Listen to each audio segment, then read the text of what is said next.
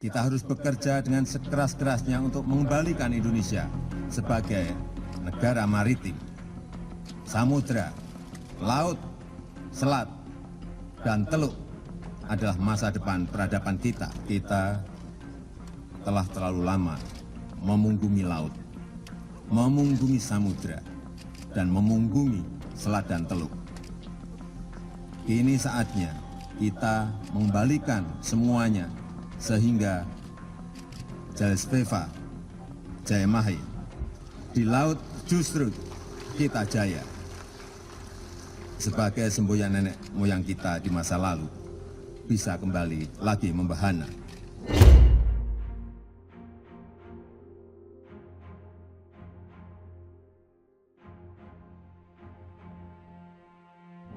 Terkait terusan Katulistiwa. Terusan Katulistiwa ini adalah gerbang atau pintu gerbang penghubung antara Indonesia Timur menuju IKN gitu. Jadi titik Katulistiwa itu, garis Katulistiwa itu kebetulan terlintas di Kabupaten Sigi dan itu menjadi pintu gerbang untuk kawasan Indonesia Timur menuju IKN.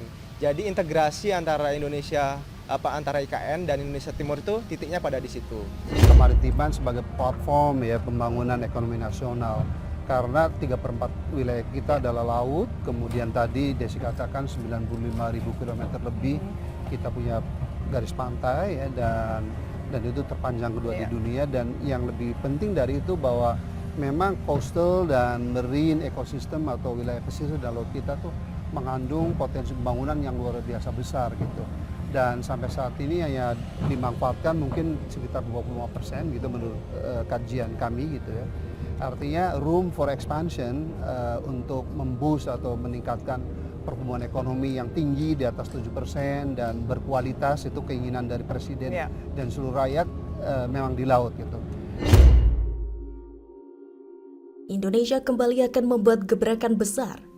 Sebuah mega proyek infrastruktur dikabarkan akan hadir di Indonesia Timur, tepatnya di Pulau Sulawesi dalam waktu dekat.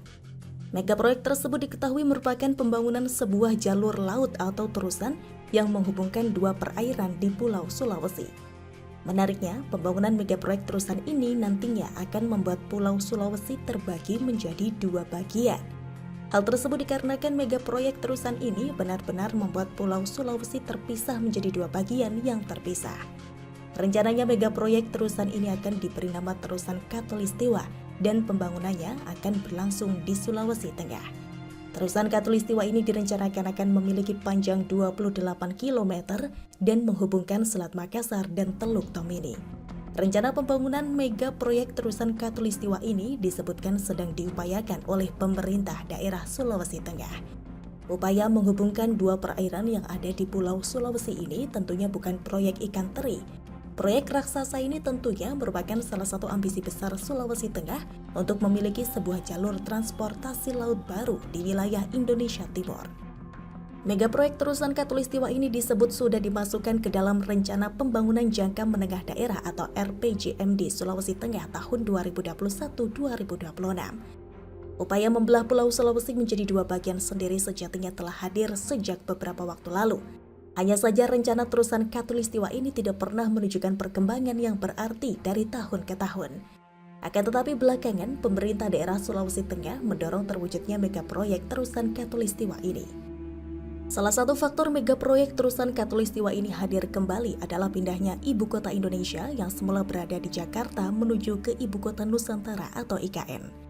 Letak ibu kota Nusantara yang berada di Pulau Kalimantan, tepatnya di Provinsi Kalimantan Timur ini, dianggap strategis dan coba dimanfaatkan betul oleh Sulawesi Tengah. Secara geografis, letak Sulawesi Tengah ini memang berdekatan dengan Kalimantan Timur. Upaya menghadirkan jalur transportasi laut yang baik pun dikedepankan. Jika rencana pembangunan mega proyek Terusan Katulistiwa ini benar-benar terjadi, maka Selat Makassar dan Teluk Tomini akan terkoneksi satu sama lain. Kapal-kapal yang melintas pun akan sangat diuntungkan karena perjalanan yang jauh lebih singkat dan hemat melalui Terusan Katulistiwa yang akan membelah Pulau Sulawesi menjadi dua bagian. Indonesia merupakan negara kepulauan terbesar di dunia yang memiliki potensi untuk menjadi poros maritim dunia. Poros Maritim Dunia bertujuan menjadikan Indonesia sebagai negara maritim yang besar, kuat dan makmur melalui pengembalian identitas Indonesia sebagai bangsa maritim, pengamanan kepentingan dan keamanan maritim, memberdayakan potensi maritim untuk mewujudkan pemerataan ekonomi Indonesia. Indonesia yang terletak di persilangan dua samudra, Pasifik dan Hindia, beserta dua benua, Asia dan Australia, sangat berpotensi menjadi jalur perdagangan dunia. Dilihat dari letak geostrategis Indonesia, bahwa Indonesia memiliki 4 selat strategis di dunia, di antaranya Selat Sunda, Selat Lombok, Selat Makassar, dan Selat Malaka. Selat strategis tersebut dinamakan Major Strait. Dikatakan strategis sebab perairan tersebut dilalui oleh kapal-kapal perniagaan yang mengangkut barang, minyak, dan gas dengan jumlah yang besar. Selat Malaka dan Sunda yang menjadi lintas utama jalur perdagangan dari Eropa, Afrika, dan Asia Barat menuju Asia Timur. Kemudian Selat Lombok dan Makassar yang menjadi jalur utama perdagangan dari Australia menuju Asia Timur.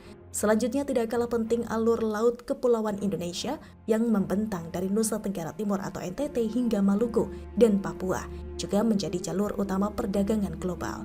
Menurut data Kementerian Perhubungan, pada tahun 2022, kapal yang berlayar di perairan Indonesia mencapai 10.534 dan sebanyak 9.458 diantaranya merupakan kapal asing.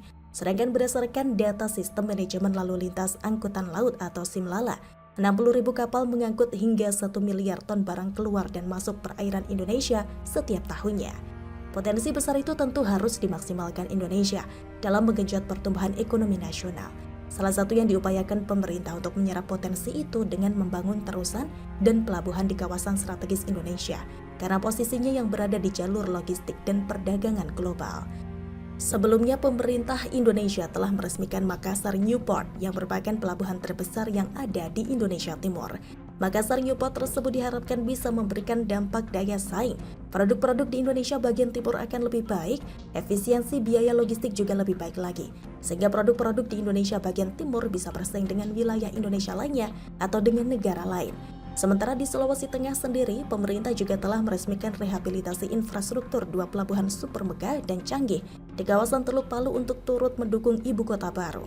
Keberadaan infrastruktur kelautan penting untuk mendukung mobilitas sekaligus memacu perekonomian Indonesia.